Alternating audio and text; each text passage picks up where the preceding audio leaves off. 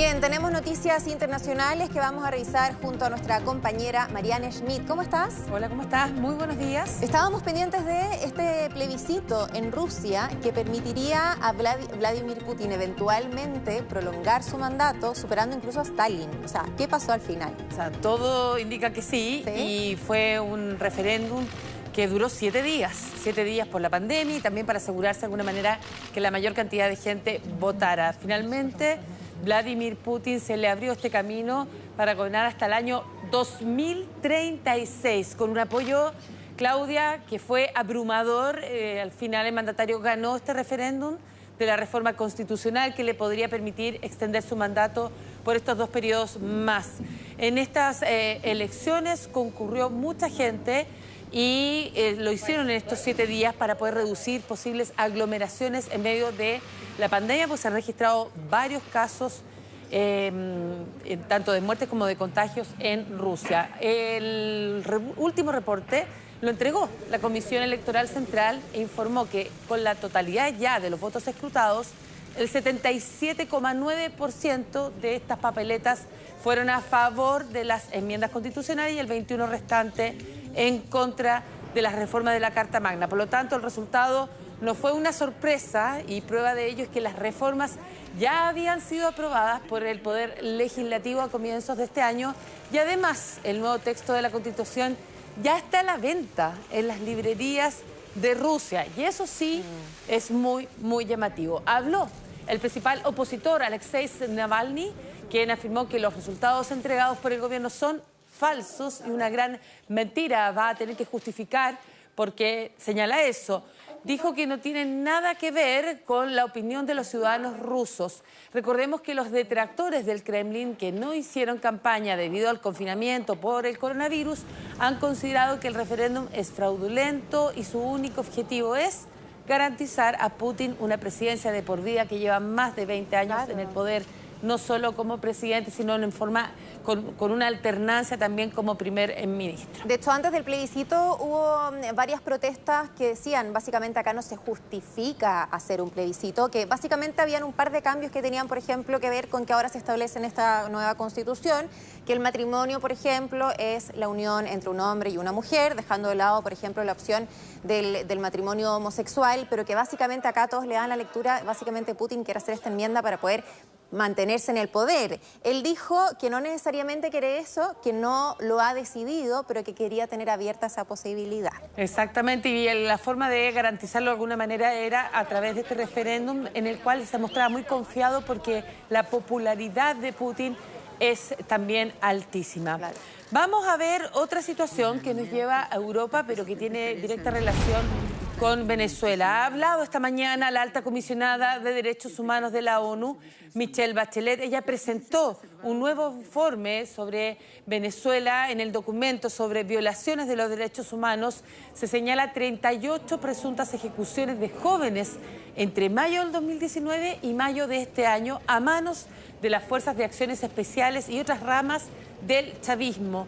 La exmandataria argumentó que le preocupan las detenciones arbitrarias, las violaciones al debido proceso, torturas y también desapariciones forzadas en los primeros días de detención. De hecho, reportó 1.324 muertes entre enero y mayo de este año en el marco de operaciones de seguridad, según lo ha señalado.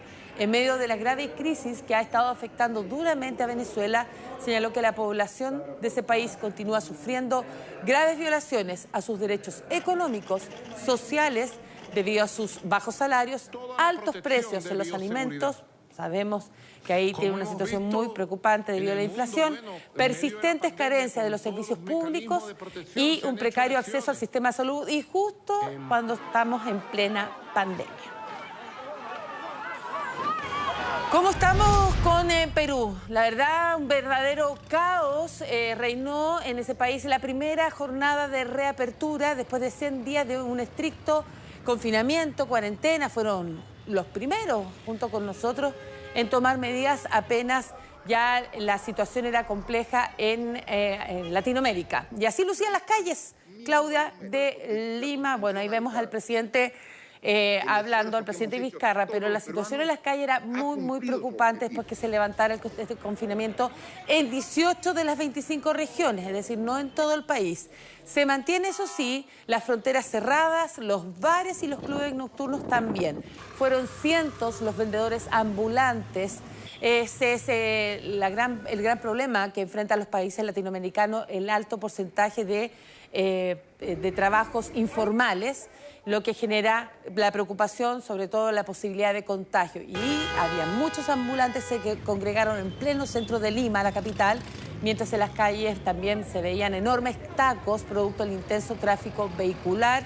El presidente Martín Vizcarra dijo que las actividades mineras, las industrias y también el comercio van a reanudarse, pero en una tercera etapa de flexibilización, porque lo que estamos viendo ahora es la fase 1, y deberán cumplir con todos los protocolos necesarios para poder frenar esta pandemia. Los hospitales siguen colapsados y el último reporte habla de 9.800 muertos y más de 285.000 contagios. Y miren por favor lo que ocurrió en Colombia y que causó mucho impacto. Son imágenes en las que agreden a un médico pediatra a las afueras de una clínica ubicada al norte de Barranquilla. Son dos personas que lo golpean con puños y patadas mientras él intenta soltarse hasta salir de este centro asistencial ayudado por otras mujeres. Al percatarse de esta situación, los agentes de la policía intervinieron. La secuencia se viralizó en las redes sociales atribuyendo esta golpiza a familiares de algunos de los pacientes enfermos con coronavirus que se atienden en ese mismo hospital. Y esto porque ya había ocurrido varios incidentes de este tipo en esa ciudad. Sin embargo, con el paso de las horas el hecho se aclaró y la razón era otra. La pelea se produjo por el cobro de una vieja deuda que el médico tiene con los dueños de esta ferretería y como el profesional no les pagó, terminó esto en una discusión y finalmente en violencia. Sí ha ocurrido, como ya lo mencionaban, no solo en Barranquilla, sino en otras ciudades colombianas, como en otros países, que han sufrido los trabajadores de la salud amenazas, y no solo en las afueras de los centros asistenciales, sino que sus propios vecinos de los lugares donde ellos viven, porque temen que contagien al resto de las personas. O muchas veces también la gente, ante el miedo, la impotencia de ver que sus familiares no pueden ser atendidos, también agreden al personal de la salud, ¿cierto? Yes.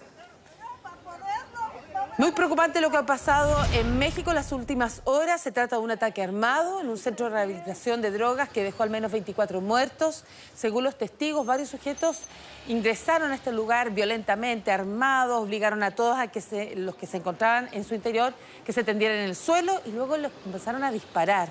Se trató de una masacre que ocurrió en Irapuato, en la localidad de Guanajuato. Al momento del ataque habían unas 35 personas en ese lugar, por lo que se presume que el resto logró escapar.